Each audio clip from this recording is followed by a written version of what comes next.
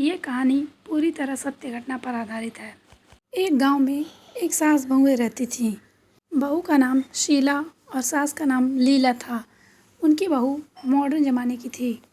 शीला घर का कोई काम नहीं करती थी। एक दिन सुबह को शीला सो रही थी।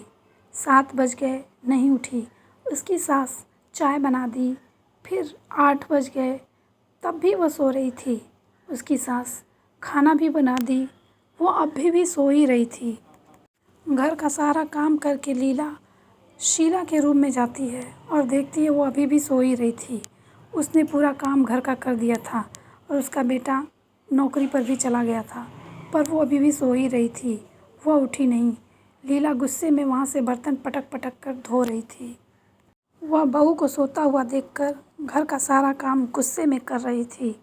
जब 10 बजने को आए तो शीला उठकर आती है और चाय बनाकर पीती है और अपनी सास से पूछती है, माँ जी चाय पिएंगी? तो लीला गुस्से में बोलती है, नहीं, मैं दोपहर को चाय नहीं पीती, तुम ही पियो। शीला बोलती है, अभी तो घड़ी में 10 बज रहे हैं और आप बोल रही हैं दोपहर हो गई है। 10 बजे दोपहर होती है क्या? लीला बोलती है, हाँ दोपहर हो गई है, हम लोगों के लिए दोपहर ही है। मैंने घर का सारा काम कर दिया और तुम अभी को उठ रही हो। तो शीला बोलती है, वो मम्मी जी, सर में दर्द था इसलिए आज कुछ देर से आँख खुली।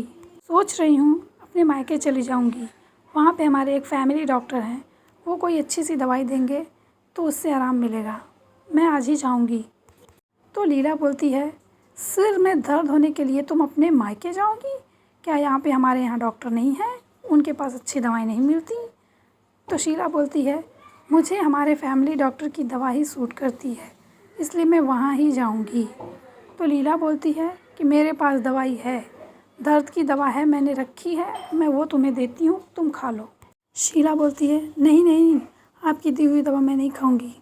पता नहीं कैसी दवा होगी, पता नहीं एक्सपायर हुई है कि कैसी है। मुझे कुछ हो गया तो मैं अपनी बॉडी के साथ कोई भी कॉम्प्रोमाइज़ नहीं करूँगी। वह अपनी सास की बात नहीं मानती है और कुछ ही देर में तैयार होकर मायके के लिए निकल जाती है। गर्मी का मौसम आ गया था। गर्मी बहुत ज़्यादा पड़ रही थी। शीला एकदम बेचैन थी। वह एक दिन अपने आदमी से बोलती है, देखो जी, गर्मी बहुत लग रही है और मैं ऐसे मौसम में किचन में काम नहीं करूँगी, इसलिए मैं सोच रही हूँ जब तक गर्मियाँ हैं मैं मायके चली जाती हूँ। तो उसका आदमी बोलता है, तो क्या वहाँ पर काम नहीं करना पड़ेगा? तो वो बोलती है, वहाँ पर तो मैं हिलती भी नहीं हूँ, सारा काम भाभी करती हैं, अपना खाया हुआ प्लेट तक मैं नहीं उठाती। फिर उसका आदमी बोलता है, इस बारे में मैं कुछ नहीं कह सकता, तुम जाकर माँ से बात करो। उसकी माँ दरवाजे पर खड़ी होकर उन दोनों की सारी बातें सुन रही थी। वह सोचती हुई वहाँ से चली जाती है कि ऐसे बार बार मायके जाना ठीक नहीं है, बहू को एक दिन बैठकर अच्छे से समझाना होगा। वह यही सोच रही थी, तभी उसकी बहू शीला वहाँ आ जाती है।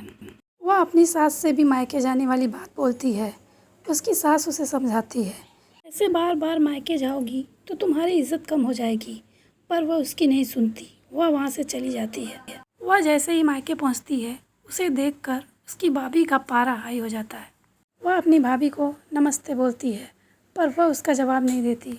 वह अपनी माँ से पूछती है, माँ कुछ हुआ है क्या? भाभी ऐसे क्यों कर रही हैं? मैंने उन्हें नमस्ते किया पर उन्होंने जवाब नहीं दिया। तो उसकी माँ बोलती है, बेटा तुम हर दूसरे दिन यहाँ पर आ जाती हो, तुम्हारा ऐसे आना अच्छा नहीं होता।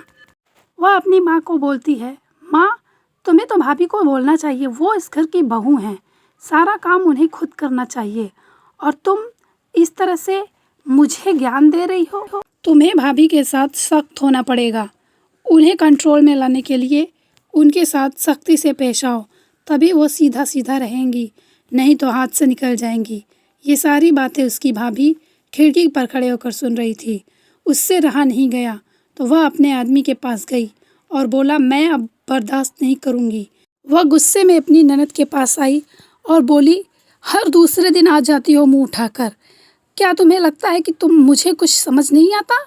हाँ, इस बार मैं भी गर्मियों में अपने मायके चली जाऊँगी और तुम यहाँ अपनी माँ को अच्छे से खाना बनाना और खिलाना, ठीक है?